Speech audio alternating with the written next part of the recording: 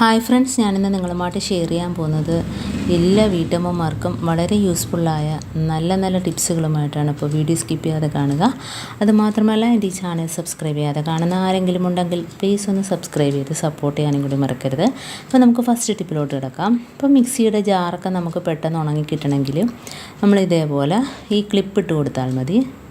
അപ്പോൾ ഇതേപോലെ ഒരു 3 ക്ലിപ്പ് ഇട്ട് കൊടുത്തിട്ട് നമ്മൾ കമത്തി വയ്ക്കുകയാണെങ്കിൽ ആ വെള്ളമെല്ലാം പെട്ടെന്ന് തന്നെ വാർന്നു പോവുകയും ചെയ്യും. പെട്ടെന്ന് മിക്സിയുടെ ജാറ് ഉണങ്ങിക്കിട്ടുകയും ചെയ്യും. അപ്പോൾ ഇതേപോലെ 2 ജാറുണ്ടെങ്കിൽ നമുക്ക് ഇതേപോലത്തെ ക്ലിപ്പ് കുത്തിയിട്ട് ഇങ്ങനെ വെച്ച് കൊടുത്താൽ മതി. അതേപോലെ തന്നെ മഴ സമയത്തൊക്കെ നമുക്ക് ഉണക്കിയെടുക്കണമെങ്കിലും ഇതേപോലെ ചെയ്താൽ മതി. ഇനി നമുക്ക് അടുത്ത ടിപ്പിലോട്ട് കിടക്കാം. അപ്പോൾ നമ്മൾ ചന്ദനത്തിരി കത്തിക്കുമ്പോഴത്തേനും ഇതേപോലെ ചന്ദനത്തിരി കുത്തുന്ന സ്റ്റാൻഡ് ഒന്നും ഇല്ല എങ്കിൽ നമുക്ക് ഈ ക്ലിപ്പിൽ തന്നെ ഇതേപോലെ കുത്തി വെച്ചിട്ട് എവിടെ വേണേലും നമുക്ക് കൊണ്ടുവയ്ക്കാം. ഉണ്ടോ?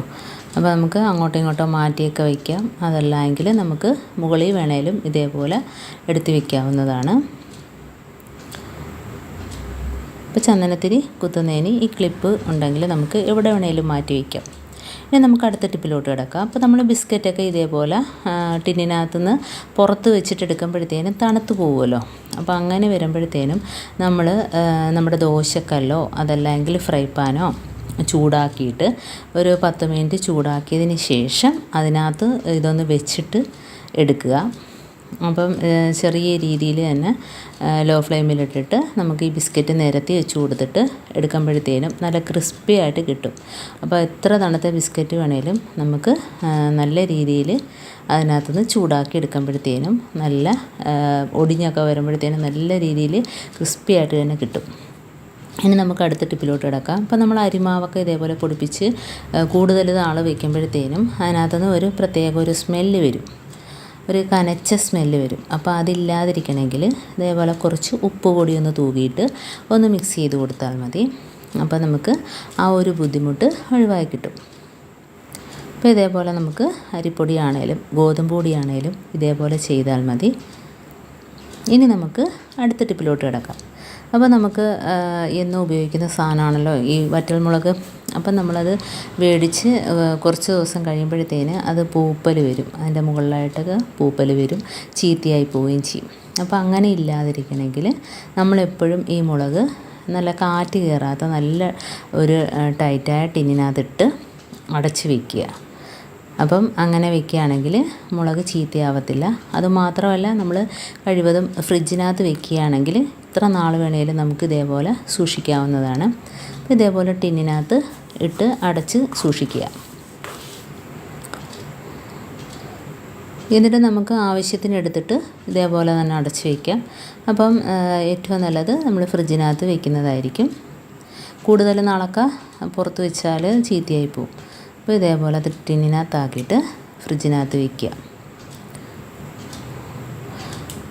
അതുമാത്രമല്ല, ഇനി നമുക്ക് ഇതിനകത്ത് തന്നെ കായപ്പൊടി ഉണ്ടെങ്കിൽ ഇട്ട് വയ്ക്കുന്ന കായപ്പൊടി ഉണ്ടെങ്കിൽ ഒന്ന് തൂക്കി കൊടുക്കുന്നത് നല്ലതായിരിക്കും. അതല്ല എങ്കിൽ കായക്കട്ടയുണ്ടെങ്കിൽ അത് ഇതിനകത്ത് മുളകിൻ്റെ പുറത്തായിട്ട് വെച്ച് കൊടുക്കുന്നത് നല്ലതായിരിക്കും. അപ്പോൾ അങ്ങനെയൊക്കെ വെച്ചിട്ട് നമ്മൾ ഫ്രിഡ്ജിനകത്ത് വയ്ക്കുകയാണെങ്കിലും നമുക്ക് മുളക് എത്ര നാൾ വേണേലും കേടാകാതെ സൂക്ഷിക്കാവുന്നതാണ്.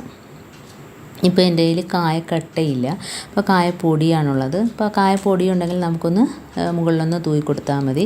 ഇപ്പോൾ എനിക്ക് അതിനകത്ത് കട്ട പിടിച്ചിരിക്കുകയാണ്. അപ്പോൾ ഞാൻ ആ ഒരു പീസ് അതിനകത്തുനിന്ന് എടുത്തിട്ട് കൊടുക്കുകയാണ്. അതല്ലെങ്കിൽ നമുക്ക് ഇതേപോലെ പൊടി തട്ടിയിട്ട് കൊടുത്താലും മതി. അപ്പോൾ നമുക്ക് മുളക് എത്ര നാൾ വേണമെങ്കിലും നമുക്ക് കേടാകാതെ സൂക്ഷിക്കാവുന്നതാണ്. ഇതിപ്പം ഇതുകൊണ്ട് ഞാൻ കായക്കട്ട അതിനകത്തുനിന്ന് ഉണ്ടോ ഒരു കട്ട കിട്ടിയിട്ടുണ്ട് കണ്ടോ. അപ്പോൾ ഇതേപോലെ ഞാൻ വെച്ച് കൊടുക്കുകയാണ്. ഇതിനേക്കാളും നല്ലത് നമ്മുടെ കയ്യിൽ കായക്കട്ട ഉണ്ടെങ്കിൽ അത് വെച്ച് കൊടുത്താൽ മതി. ഇതിപ്പോൾ കായപ്പൊടിയാണ്. അപ്പോൾ ഇങ്ങനെ വെച്ച് കൊടുത്തിട്ട് അടച്ച് നമ്മൾ ഫ്രിഡ്ജിനകത്ത് വെച്ചാൽ നമുക്ക് എത്ര വർഷം വേണേലും കേടുകൂടാതെ സൂക്ഷിക്കാവുന്നതാണ്. അപ്പോൾ ആവശ്യത്തിന് എടുക്കുകയും ചെയ്യാം, അതേപോലെ നമുക്ക് അടച്ച് വെച്ചാൽ മതി. അപ്പോൾ ഇത്രയേ ഉള്ളൂ എൻ്റെ ടിപ്സ്. നിങ്ങൾക്ക് ഇഷ്ടമാനിയായിരിക്കുന്നു. ഇതിലേതെങ്കിലും ഒന്ന് യൂസ്ഫുള്ളായിട്ട് തോന്നിയിട്ടുണ്ടെങ്കിൽ ഒന്ന് ലൈക്ക് ചെയ്യാനും കമൻറ്റ് ചെയ്യാനും സബ്സ്ക്രൈബ് ചെയ്യാനും മറക്കരുത്. അതേപോലെ തന്നെ ബെല്ലൈക്കൻ എനേബിൾ ചെയ്യാനും മറക്കരുത്. എന്നാൽ മാത്രമേ ഞാനിടുന്ന ഓരോ വീഡിയോസും നിങ്ങളുടെ മുമ്പിൽ നോട്ടിഫിക്കേഷനായി എത്തുകയുള്ളൂ. അപ്പം ഇനിയും നല്ല നല്ല ടിപ്സുകളുമായിട്ട് വീണ്ടും കാണാം. അതുവരേക്കും താങ്ക്സ് ഫോർ വാച്ചിങ്.